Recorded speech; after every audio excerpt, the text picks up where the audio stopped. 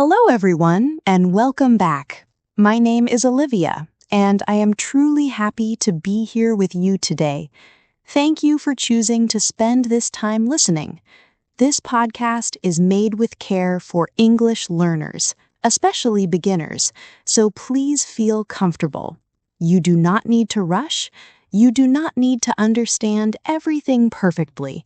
Just listen, feel the rhythm of the language, and allow the words to slowly become familiar. Today, we are going to talk about something very simple, yet very deep. Today, let's talk about food. Food is one of the first things we experience in life. Before we understand words, before we understand rules or ideas, we understand hunger and taste. As babies, food is comfort, food is warmth, food is safety.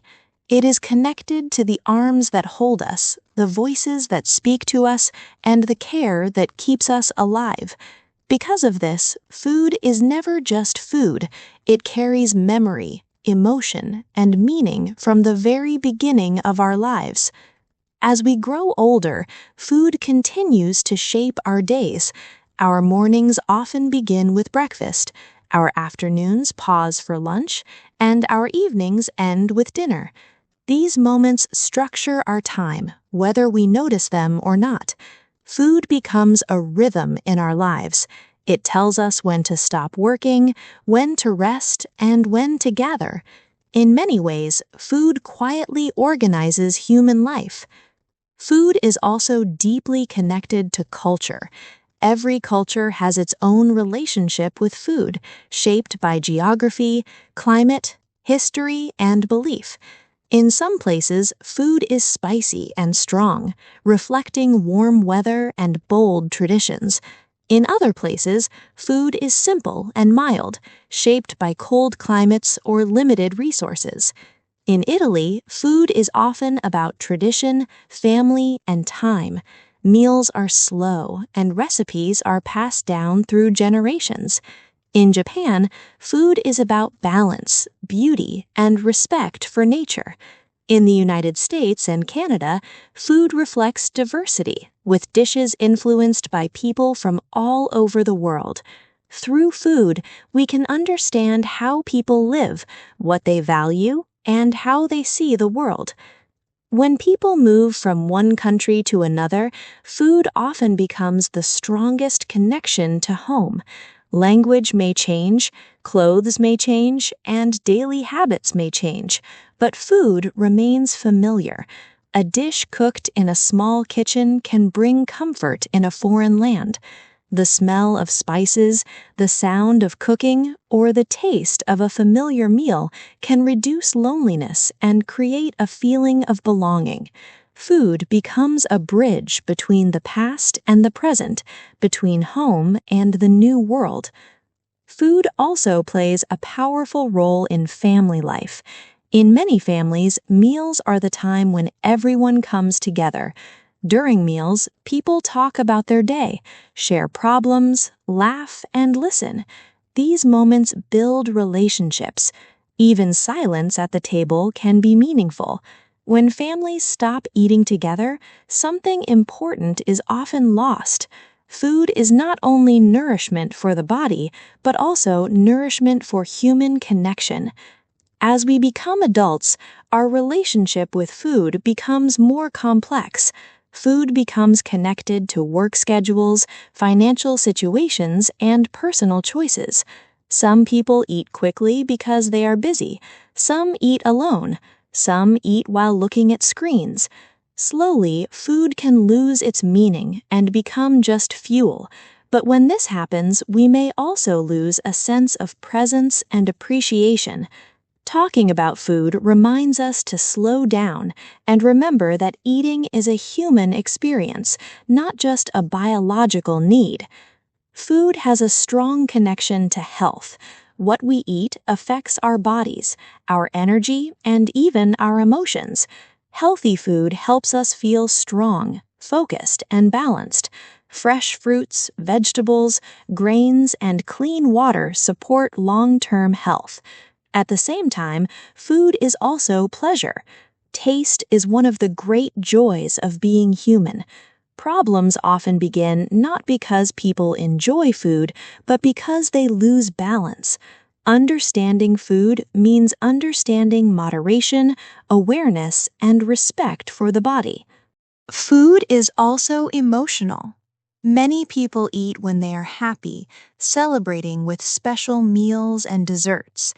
Many people also eat when they are sad, stressed, or tired.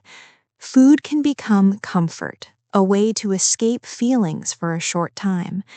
There is nothing wrong with comfort food, but it is important to understand why we eat, not just what we eat. When we become aware of our emotional relationship with food, we gain better control and self-understanding. Cooking is another important part of the food experience. Cooking is one of the oldest human skills. It is creative, practical, and deeply personal. When someone cooks for another person, they are offering time, effort, and care. Cooking can be an act of love. It can also be a form of self-respect.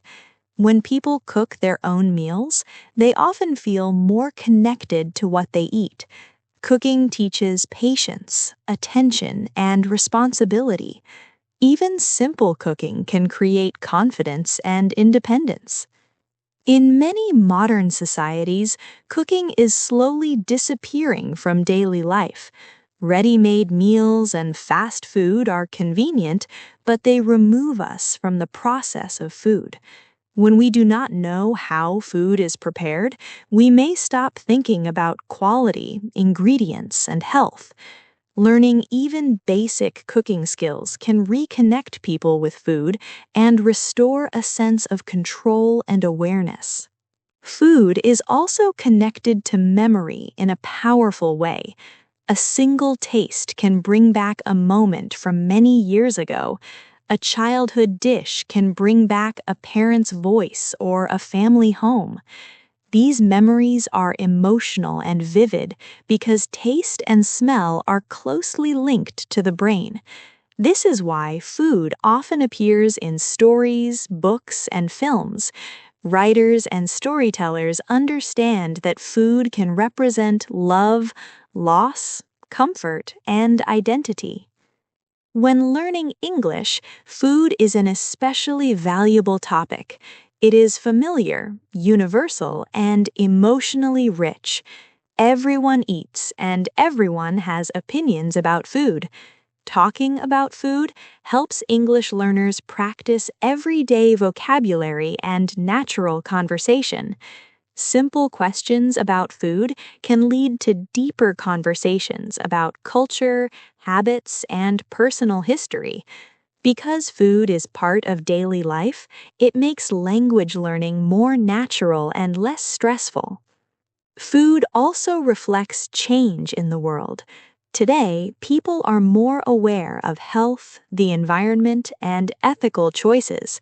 Some people choose vegetarian or plant-based diets. Others focus on organic or local food. These choices are not only about eating, but about values and responsibility. Food connects individual decisions to global issues such as climate change, farming, and sustainability. Understanding food helps us understand our role in the world. In many ways, food teaches patience and gratitude.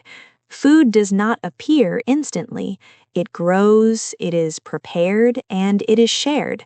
Behind every meal are farmers, workers, cooks, and systems that make it possible. When we think about this, we may begin to appreciate food more deeply and waste it less. Gratitude for food leads to respect for life and effort. As we talk about food today, I invite you to reflect quietly. Think about your favorite meal. Think about when you eat it, who you eat it with, and how it makes you feel. Think about what food means in your life beyond taste. These reflections help us become more mindful, more present, and more connected to ourselves. Food may seem like a simple topic, but it touches almost every part of human life. It connects body and mind, past and present, individual and community. It teaches us about culture, health, emotion, and care. When we talk about food, we are really talking about what it means to be human. Thank you for listening so patiently. My name is Olivia, and this was a deep spoken passage about food. I hope it helped you practice English and also think a little more deeply about something you experience every day. Keep listening, keep learning, and keep appreciating the small, meaningful parts of life. I look forward to speaking with you again in the next episode.